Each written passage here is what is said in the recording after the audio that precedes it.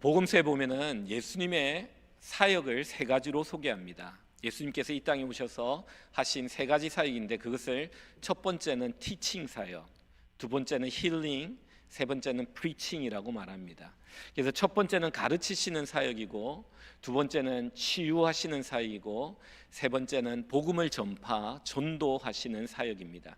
우리는 지난주에 예수님께서 가르치시는 사역과 그에 대한 반응을 우리가 살펴보았습니다. 오늘은 예수님께서 치유하시고 또 복음을 전파하고 전도하시는 사역에 대해서 생각해 보고자 합니다. 오늘 예수님은 이 치유 사역을 하실 때 두 가지 종류의 치유 사역을 우리에게 말씀하십니다. 첫 번째 치유 사역은 귀신을 쫓아내시는 치유입니다. 축기 축사라고 우리가 말하고 있는 사역입니다. 두 번째 치유 사역은 병자들을 치유하시는 사역입니다. 그래서 오늘 우리는 두 가지 치유 사역과 예수님께서 행하셨던 복음 전파, 전도 사역을 살펴보면서 오늘 이 시대 우리 교회와 성도가 우리 주님의 사역을 이어 어떻게 이 사역들을 감당해야 되는지에 대해서 생각하고 은혜 받는 시간이 되기를 원합니다. 먼저 첫 번째 치유 사역입니다. 예수님은 귀신을 쫓아내셨습니다. 그렇다면 오늘 우리 교회와 성도들도 우리 귀신을 쫓아내는 성도와 교회가 되어야 됩니다. 귀신은, 마귀는 성도들뿐만 아니라 사람들을 괴롭히기 위해 이 땅에 존재합니다. 그러나 성경은 뭐라고 말하냐면은 교회가, 성도가 마귀와 귀신을 괴롭히고 그들을 이겨야 된다라고 말씀하고 있다는 사실을 기억하셔야 합니다. 귀신을 무서워하는 존재가 아니라, 귀신을 두려워하는 교회가 아니라, 예수 그리스도가 귀신을 이겼던 이 믿음을 가지고 귀신을 이기고 귀신을 쫓아내는 교회가 되어야 하는 것입니다. 여러분 33절을 한번 보겠습니다. 33절을 우리 같이 한번 읽어보겠습니다. 시작. 여기 보면 해당에 들어온 귀신 들린 사람이 있었다고 말합니다. 오늘날도 교회 안에 귀신 들린 사람이 있다는 겁니다. 여러분, 우리가 조금 있다가 귀신의 영향을 받고 지배를 받는 세 종류의 사람을 볼 겁니다. 그런 의미에서 오늘날도 이 시대에 교회 다니고 있지만 귀신의 영향을 받고 있는 사람들이 있다는 겁니다. 예수님께서는 이들을 자유케 하기 위해서 이 땅에 오셨다고 말씀하십니다. 그리고 오늘 본문에 주님께서는 귀신을 쫓아내십니다. 그렇다면 오늘날 이 교회와 성도는 귀신을 쫓아내고 귀신으로부터 눌린 자들을 자유케 하는 교회가 되어야 합니다. 33절에 보면은 귀신들의 특징이 나옵니다. 그 특징이 뭐냐면은 귀신 들린 사람이 크게 소리를 질렀다라고 말하고 있습니다. 평상시에는 얌전하다가 무엇에 클릭이 되면은 소리가 높아집니다. 그리고 나서 나중에 뭐라고 말하냐면 내가 무엇에 씌어서 그렇게 했다라고 말합니다. 여러분, 절대 소리를 높여 분노하지 마시기 바랍니다. 귀신이 이용하는 겁니다. 소리를 높이도록 우리를 유혹합니다. 너가 화를 내라고, 소리를 질러라고, 기분이 좋아질 것이다, 너가 인정받을 것이다 라고 말합니다. 그러나 속지 말아야 합니다. 절대로 우리는 소리를 높여서는 안 됩니다. 바로 소리를 높이고 분노하는 그 순간 악한 마귀가 우리를 자신의 종으로, 도구로 사용하는 시간입니다. 나중에 내가 왜 그랬는지 후회하게 됩니다. 34절에 보니까 이런 말씀이 있습니다. 34절 여기 보니까 이건 느낌표입니다. 놀라는 말입니다. 나사렛 예수여, 우리가 당신과 무슨 상관이 있나이까? 우리를 멸하러 왔나이까? 이 귀신 마귀가 예수님을 대면하면서 놀라면서 우리를 멸망시키려 오셨습니까? 라고 말하고 있는 겁니다. 그렇습니다. 예수님은 마귀를 멸망시키기 위해 오셨습니다. 그리고 해당에 있는 이 귀신 들린 사람에게서 귀신을 쫓아내므로 귀신을 멸망시키는 사역을 우리에게 분명히 보여주고 있습니다. 우리는 이 사역을 감당해야 됩니다. 성경에 보면은 이 귀신의 영향을 받은 사람이 나오는데, 귀신의 조종을 가장 받기 좋은 사람이 두 종류가 있습니다. 첫 번째 종류는 어떤 사람이냐면요, 귀신을 믿지 않는 사람입니다. 이런 사람들은 귀신의 존재를 믿지 않고 귀신을 무시합니다. 이런 사람을 귀신은 공격하기를 좋아합니다.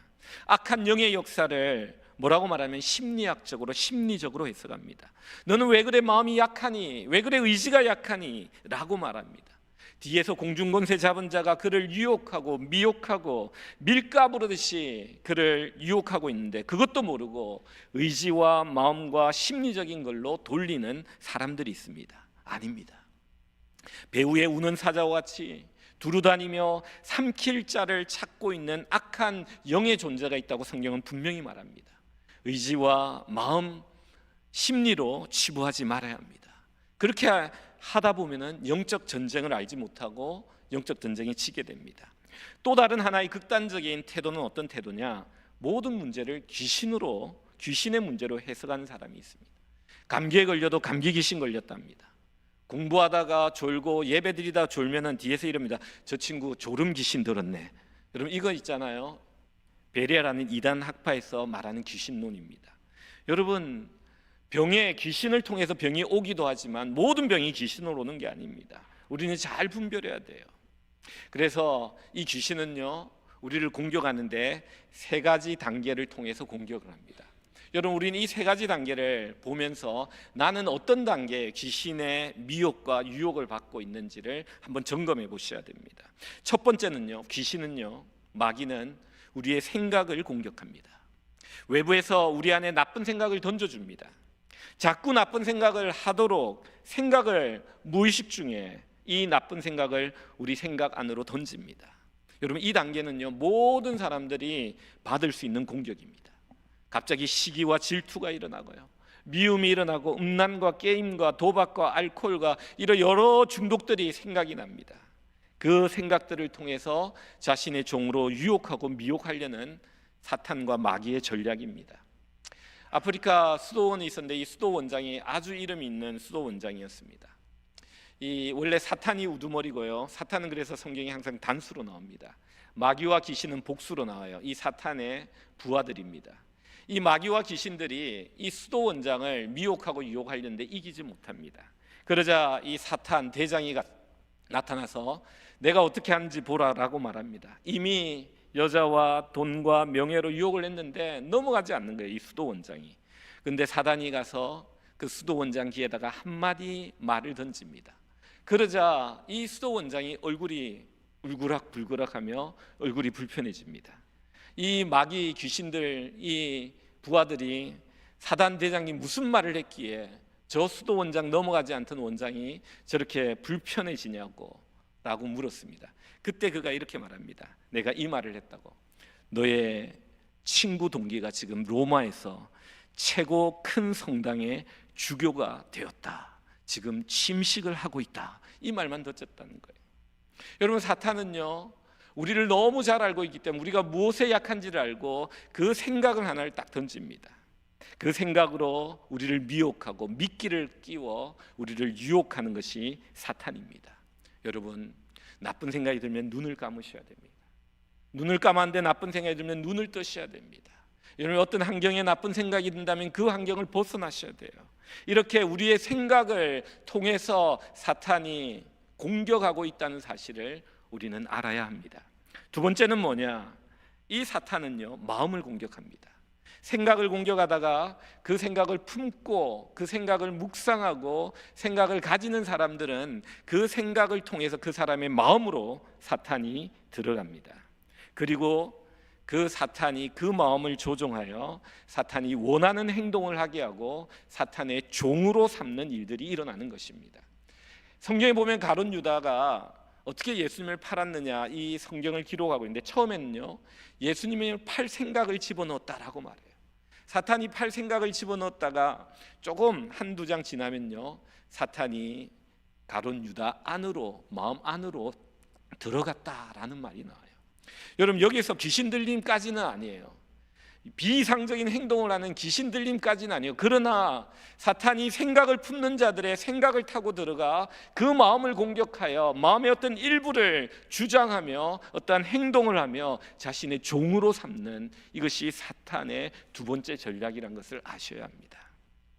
여러분 우리의 신앙의 선배는 이런 유명한 말을 했습니다. 우리가 새의 똥을 피할 수 없지만 우리가 새가 우리 머리 위에 둥지를 틀는 것은 막아야 한다 이 말을 했어요. 우리가 날아오는 악한 사탄의 생각을 다 일일이 막을 수는 없고 그때그때마다 피해야 되지만, 사탄이 우리 머리에 둥지를 틀며 그 악한 생각이 새끼를 낳도록 그렇게 해서는 절대 안 된다는 겁니다. 왜 우리가 중독에 빠지고, 왜 우리가 사탄의 종이 되고, 왜 나쁜 습관이 우리 안에 생기느냐, 이 나쁜 생각들을 묵상하고 품다 보니까 그 마음의 어떤 한 일부, 우리의 삶의 어떤 한 부분이 사탄이 점령하고 우리를 자기 마음대로 끄는 그런 일들이 일어나게 된다는 것입니다. 이것이 두 번째 사탄의 전략입니다. 세 번째 사탄의 전략은 무엇입니까? 오늘 본문에 나와 있습니다. 바로 귀신 들림입니다. 이제는 생각과 마음이 아니라 몸까지 공격합니다. 몸을 지배합니다. 비정상적인 행동을 합니다. 귀신이 들어가면 완전히 자기 몸을 상하게 하고 자기 몸이 아닌 것처럼 이상한 행동들을 하는 모습을 봅니다. 여러분, 예전에 동네마다 귀신 들린 사람들이 있었을 때요, 막 옷을 벗어 다니고 막 이런 여러 가지 일들 여러분 어릴 때 본 분들이 계십니다. 여러분, 오늘 본문에 보면 이 더러운 귀신 들린 자가 바로 이 세 번째의 귀신 들림, 귀신에 사로잡힌 그 몸이 사로잡힌 자의 모습임을 봅니다. 예수님께서는 이 세 번째 귀신 들린 자를 쫓아내셨던 겁니다. 우리는 어떻게 이 귀신 들린 사람을 쫓아낼 수 있습니까? 오늘 본문에 그 힌트가 있습니다. 32절을 한번 보겠습니다. 우리 32절 같이 한번 읽습니다. 시작.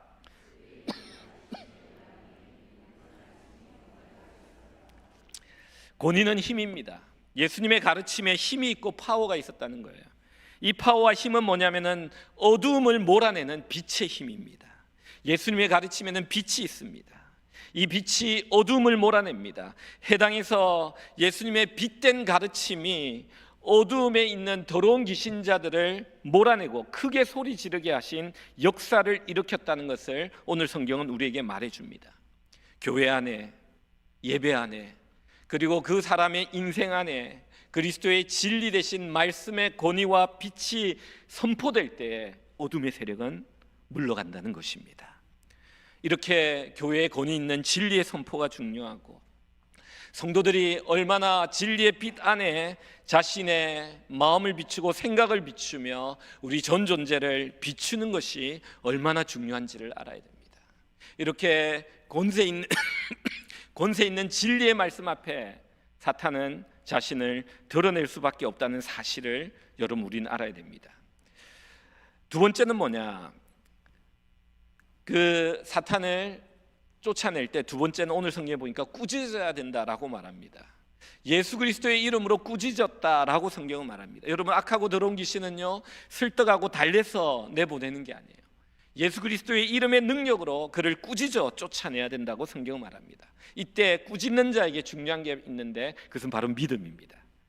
꾸짖는 자는 예수 그리스도의 이름의 능력의 믿음을 믿어야 합니다. 이 그리스도가 사탄 악한 마귀를 이겼다는 그 믿음 가운데 이 거룩한 이름이 선포될 때에 악한 마귀는 쫓겨날 수밖에 없다는 이 믿음을 가져야 돼요. 이 믿음을 가진 자의 꾸짖음을 통해서 이 악한 마귀는 떠나는 겁니다. 그런데 하나가 더 필요합니다. 이 꾸짖는 자들에게는 경건하고 거룩하고 정결함이 요구됩니다. 꾸짖는 자의 윤리성이 중요해요. 꾸짖는 자가 자신의 죄를 철저히 회개하고 그렇게 할 때 의인의 강구는 역사하는 힘이 커지게 되는 거예요. 금식하고 기도하고 회개하고 정결하게 된 다음에 그리스도의 이름의 능력을 믿는 이 믿음을 가지고 꾸짖을 때 그 악한 마귀가 떠나는 겁니다. 사도행전 19장 15절에 한 유대의 제사장 스게와의 7 아들이 바울이 귀신을 쫓아내는 걸 보고 그가 그대로 흉내를 냅니다. 그러니까 이 악한 악기가 뭐라고 말하냐면 이런 말을 해요. 나는 예수도 알고 바울도 안돼 도대체 너는 누구냐 하며 이 유대의 한 제사장 스게와의 7 아들을 공격해가지고 그들을 상하게 하고 벗은 몸으로 도망가게 한 사건이 있습니다. 왜 그렇습니까? 믿음과 거룩이 없기 때문입니다. 여러분, 첫 번째 대제의 결론입니다. 오늘 예수님은 귀신을 쫓아내셨습니다. 세 단계에 있는 가장 심한 귀신 들린 자를 쫓아내셨습니다. 오늘날 우리에게 말씀하십니다. 교회와 성도는 우리를 공격하고 미혹하는 이 귀신을 이겨야 된다고 말합니다. 이 귀신을 쫓아내야 된다고 말합니다. 그리스도의 이름을 믿는 이 믿음으로, 그리고 주님이 주시는 이 경건함과 이 깨끗함으로, 정결함으로, 그리고 거룩한 진리의 말씀의 빛으로 이 귀신을 이기는 성도님들이 되시기를 주님의 이름으로 축원드립니다. 두 번째는 뭐냐? 오늘 병 고치는 사건입니다. 시몬의 장모가 열병을 앓습니다. 주님께서는 이 시몬의 장모의 병을 고쳐주십니다. 그러자 이 가버나움에 소문이 나가지고 식사를 하고 난 다음에 저녁에 많은 사람들이 와서 병을 고쳐달라고 합니다. 여러분 38절부터 40절 우리 한 절씩 다시 한번 보겠습니다. 같이 한번 읽겠습니다. 시작. 시몬의 장모가 중한 열병을 앓고 있는지라 사람들이 그를 위하여 예수께 39절 시작. 예수께서 가까이 서로 열병을 꾸짖으신데 병이 떠나고 여자가 곧 일어나 그들에게 수종드니라. 40절 읽습니다. 시작. 해질 전 무렵에 사람들이 온갖 병들을 데리고 나와 예수께서 일일이 그 위에 손을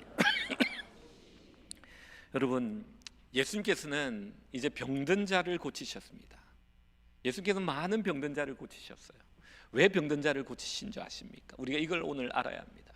예수님은 병든 자를 고치시면서 자신이 창조주요 치료자임을 알려주시기 위해서 병든 자를 고치셨습니다.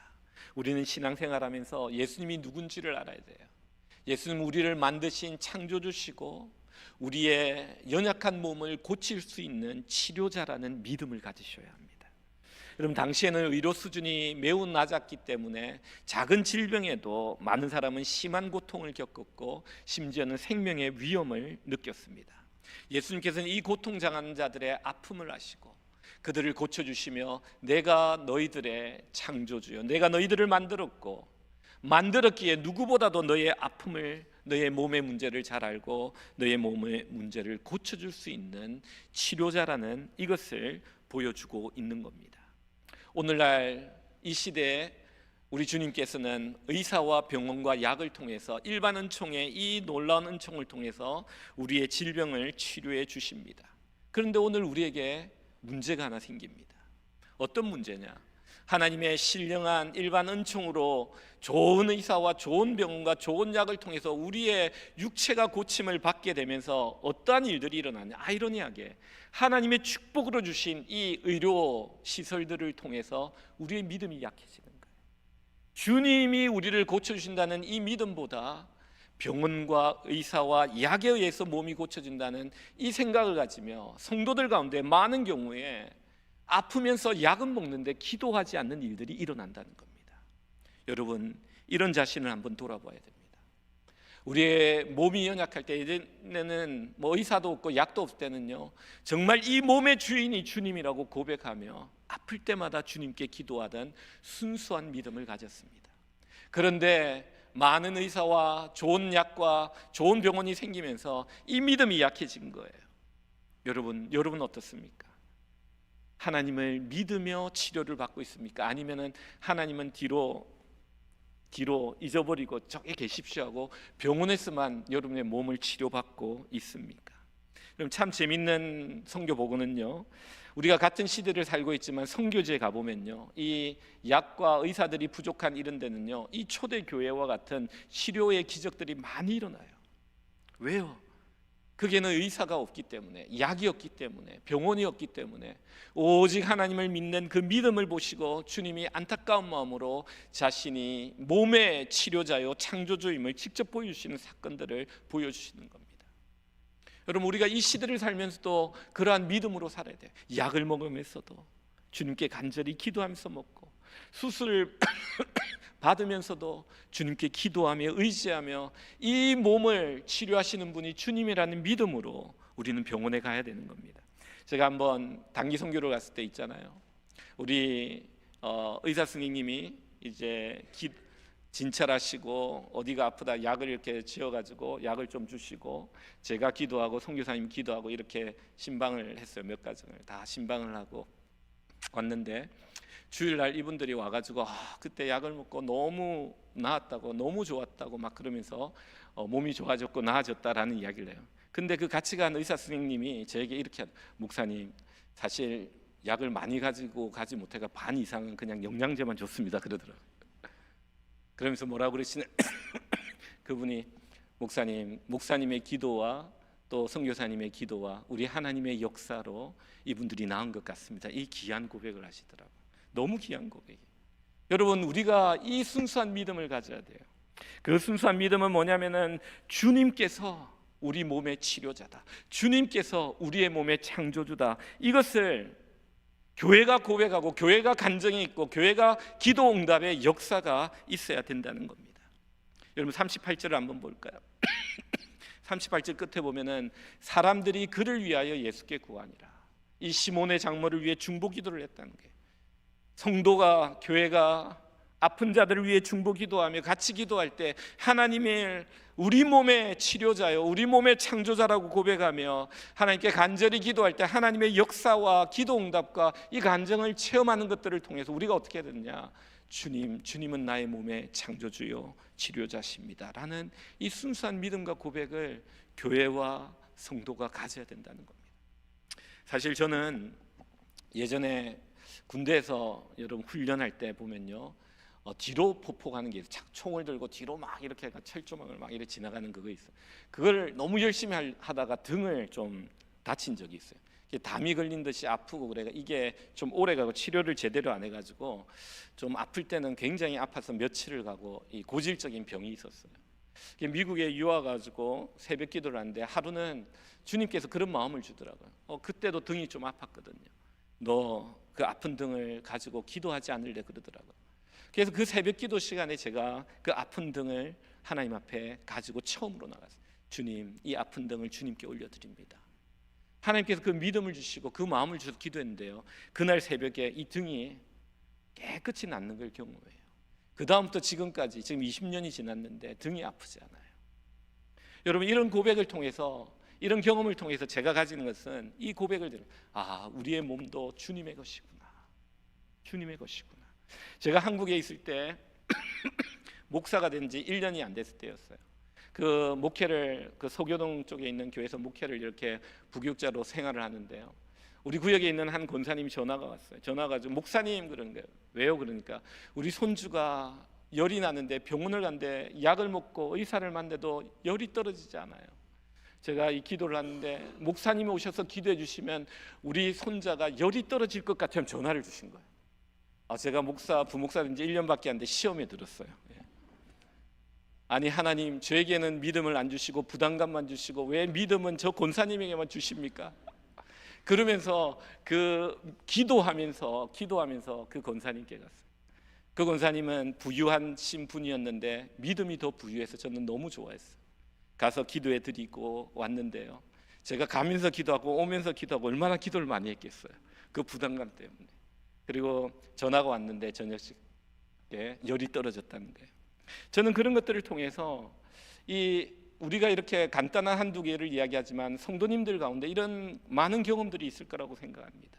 왜 하나님이 이런 경험을 주십니까? 또 우리가 왜 이런 경험을 해야 됩니까? 그것은 바로 우리 주님께서 말씀하십니다. 내가 너의 몸의 창조주요 주인이요 너 몸의 치료자다 말씀하시는 거예요. 우리가 이걸 알아야 돼요. 그래서 오늘 본문 이 병자에게 병이 낫고 난 다음에 39절 한번 봅니다. 39절 끝에 보면요, 이런 말씀이 있어요. 여자가 곧 일어나 그들에게 수종드니라. 이게 치료의 목적인 거예요. 여러분, 병이 나은데 그 나은 병으로 죄를 짓는다면 낫지 않는 게 훨씬 나아요. 하나님께서 그 몸의 병을 치유해 주시고 낫게 하신 분명한 목적과 이유는 뭐냐? 주를 위한 헌신과 주를 위한 수고 때문이라는 거예요. 주를 위한 헌신을, 주님을 위해 이 몸을 더 주님께 드리기 위해 하나님께서는 그 치유를 허락하신다는 사실을 알아야 합니다. 그리고 우리가 치유함 받았다면 몸의 치유를 받고 몸의 치유를 간절히 기도한다면은 이 치유를 통해 이 몸이 낫게 되면 주를 위해 어떻게 수종될지를 기도하며 주님께 나가야 되는 것입니다. 두 번째로, 이 놀라운 우리의 몸을 치유하시고 이 몸의 주인이요 창조주요 치료자이시는 주님을 만나는 이 귀한 믿음을 소유하시는 모든 성도님들 되시기를 바랍니다. 세 번째입니다. 예수님께서는 하나님의 나라의 복음을 전하셨습니다. 전도하셨습니다. 교회와 성도도 이렇게 복음을 전해야 됩니다. 전도해야 됩니다. 43절과 44절을 우리 같이 한번 읽겠습니다. 같이 한번 43절, 44절 우리 같이 읽습니다. 시작.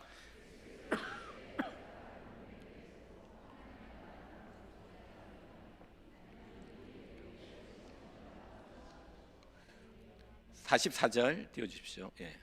44 시작. 갈릴리 여러 해당에서 전도하시더라. 예, 감사합니다. 성경을 보고 읽으시는 분이 계셔서 너무 감사합니다. 예. 여러분 여기 보면요, 예수님께서 뭐라고 하시냐면 이렇게 말합니다. 다른 동네에 가서 내가 복음을 전해야 할 것 같다. 가버나움뿐만 아니라 갈릴리에 있는 여러 해당을 다니며 내가 복음을 전해야겠다. 복음을 이미 들었다면 너는 됐다. 복음을 듣지 않은 곳에 내가 가야겠다라고 말씀하십니다. 세계 선교는 늘 관심은 미전독 종족에 있어요. 복음을 한 번도 들어보지 못한 자들을 향해 우리가 이 복음을 들고 가 씨를 뿌리는 겁니다. 이 미전도 종족 지역뿐만 아니라 우리가 살아가는 삶 속에도 예수 그리스도를 알지 못하고 살아가는 사람들이 많이 있어요. 그들이 다른 동네예요. 또 탕자들이 있어요. 예수를 믿다가 시험 든 사람들이 있습니다. 교회를 다니지 않는 사람들이, 그런 사람들이 탕자입니다. 우리는 그들에게 씨를 뿌려야 될 의무와 책임이 있어요. 우리 예수님께서 말씀하십니다. 내가 다른 동네에 가서 이 복음을 전하여야 하리라. 우리가 오늘 본문에 보면요, 이렇게 하는데 무리들이 나와요. 42절 한번 볼까요? 42절. 무리들이 나와가지고 뭐라 하냐면 이렇게 말합니다. 자기들에게 떠나지 못하게 만류합니다. 무리들은요, 이런 존재들입니다. 자신의 이익을 위해서 주님이 자기에게 머물기를 구하고 있는 거예요. 자신의 왕이 되고 자신의 주가 되어 오병이의 기적과 귀신의 쫓아내심의 기적과 병고침의 기적을 늘 보여달라고 하는 사람들이 무리들입니다.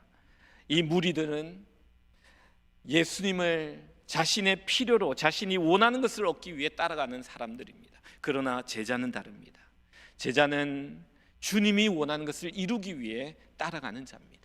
우리는 무리가 아니라 제자가 되어야 돼요. 교회는 생명을 구원하는 구조선입니다. 악한 사탄과 싸워 이기는 전투함입니다. 근데 오늘날 이 교회가 어떻게 되고 있느냐? 유람선이 되고 있어요.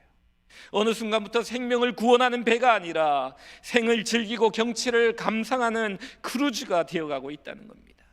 교회가 구원받은 사람들의 친목단체가 되어가고 있고, 죽어가는 영혼을 구원하는 구조선의 그 사명을 감당치 못하는 교회가 점점 많아지고 있다는 겁니다.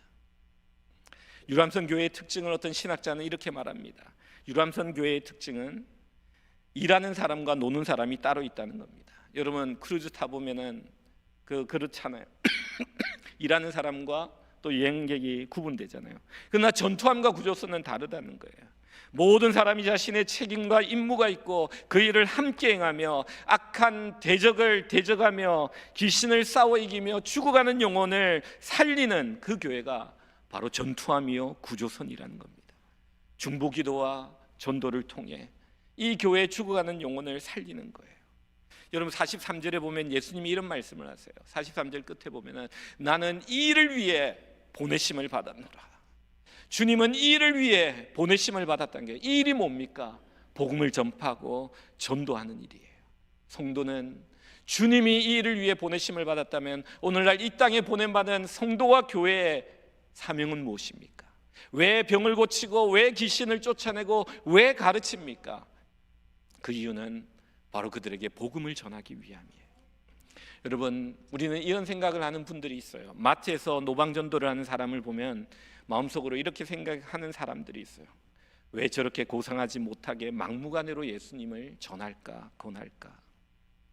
막 한국에 보면 지하철에서 복음을 전한 사람을 보면 이런 생각을 하는 경우가 있어요. 그런 사람들 우리는 스스로 자문해 봐야 돼요.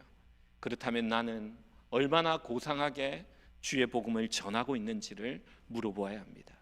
때와 장소를 잘 가려서 기회를 만들어 일부러 만들어 친구들에게, 믿지 않는 자들에게 기회를 만들어 그들에게 복음을 전하고 있는지를 물어봐야 됩니다. 그렇지 않다면 그들을 비방할 수 없습니다.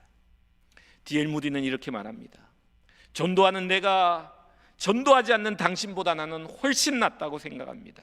비록 나의 전도하는 방법이 당신의 마음에 들지 않는다 할지라도 전도하지 않는 당신보다 전도하고 있는 내가 하나님 보시기에 더 낫다고 나는 확신합니다. 여러분, 맞는 말이에요. 사람들은, 전도하지 않는 사람들 이렇게 말합니다. 진주를 돼지에게 함부로 던지지 말라고 했는데, 이런 이야기를 해요. 그러면 우리는 이렇게 또 질문을 해야 됩니다. 진주를 정말 던지고 있습니까? 우리의 문제는 이 말씀만을 가지고 진주를 던지지 않고 있다는 겁니다. 이것이 오늘날 교회와 성도의 문제입니다. 오늘 주님은 분명히 이렇게 말합니다. 내가 이것을 위해 왔다. 이것을 위해 보내심을 받았다. 다른 동네에 가서도 이 복음을 전해야 한다. 갈릴리 여러 해당을 다니며 가버나움뿐만 아니라 이 복음의 씨를 뿌린 모습을 봅니다. 여러분, 이게 어떻게 가능합니까? 42절에 그 힌트가 나옵니다. 42절 봅니다. 날이 밝음에 예수께 나오사 한적한 곳에 가신, 여러분, 여기 한적한 곳은요, 광야입니다. 세례 요한이 광야의 소리로 하나님과 교제 갔던 그 광야가 한적한 곳, 에레모스 같은 단어입니다. 날이 밝다는 것은 날이 이제 조금 밝아지기 시작할 때, 어두워요. 근데 조금 밝아지면서 길이 보이기 시작하는 새벽 미명을 뜻합니다. 예수님은 그 시간에 조용히 일어나 한적한 곳, 아무도 없는 곳에 가서 기도하십니다. 이것이 주님의 비밀입니다. 우리는 너무 분주하게 살고 있습니다. 그러다 보면 중요한 일을 놓쳐요. 급한 일, 쫓겨서 하다 보면은 정말 해야 될 중요한 일을 놓치고 인생을 살아가는 경우가 얼마나 많은지 몰라요. 그러나 주님은 매일 아침마다 한적한 곳, 조용한 곳에 가서 기도하시며 인생에서 정말 중요한 일이 무엇인지를 분명히 분별하시고, 무리들이 왕으로 삼겠다, 환대하겠다라는 그 모든 달콤한 유혹들을 거절하시며 주님이 해야 될 그 일을, 나는 다른 동네에 가서 주의 복음을 전해야겠다라고 말씀하고 있는 모습을 봅니다. 사랑하는 성도 여러분, 얼마나 기도하고 있습니까? 여러분, 이렇게 기도가 중요해요. 한 사람의 크기는 기도의 크기예요. 한 사람의 깊이는 기도의 깊이예요. 그가 기도할 때 하나님의 마음을 알게 되고 하나님을 위해 살아가는 자가 되기 때문에 그의 기도를 보면 그의 크기를 알 수 있는 거예요. 기도가 없으면 무리가 됩니다. 아니, 무리의 유혹에 끌려가 무리의 일부가 되어버립니다. 그러나 매일 아침에 주님처럼 일어나 기도할 때 우리는 제자가 되는 거예요. 내가 원하는 것이 아니라, 세상이 원하는 것이 아니라 주님이 나에게 원하시는 것이 무엇인지를 분명히 구별하는 자가 되는 겁니다. 오늘 우리 이지민 선교사님, 김예현 선교사님, 제가 허락을 받고 이야기하는 겁니다. 37, 34이에요. 여러분, 우리의 동생이고 자녀고 그런 나이 또래입니다. 또 우리의 친구일 수 있는 나이입니다. 외대를 나와 항공 승무원을 이지민 선교사는 준비했고, 김예현 선교사는 IT 좋은 회사를 다니고 있었어요. 그런데 기도하는 가운데 선교사로 헌신합니다. 자신의 삶을 드립니다. 무리가 아니라 제자가 되기로 결정합니다. 인생에서 가장 중요한 일이 이것이기에 이 일에 자신을 아낌없이 드립니다. 자, 이런 설교를 하면요, 어떤 청년이 그래요. 목사님, 우리가 그러면 선교사가 되어야 됩니까? 라고 이렇게. 그건 안 되겠다는 그런 이야기거든요. 내가 너가 되었으면 좋겠다라고 기도해요. 여러분, 우리가 살아가는 그 삶의 현장에서 우리는 전도자가 되고, 예배자에서 전도자가 되어야 됩니다. 주일날 예배에서 예배를 드리고 은혜를 받았다면 우리가 살아가는 삶의 현장에 전도자가 되고 선교자가 돼요. 그때 우리는 인생에서 가장 중요한 일을 하는, 내가 이 일을 위해 이 땅에 보냄받았다는 주님과 같은 교회, 주님과 같은 성도가 될 것입니다. 이 은혜가 우리 모든 성도님들에게 가득 넘치시기를 주님의 이름으로 축복합니다.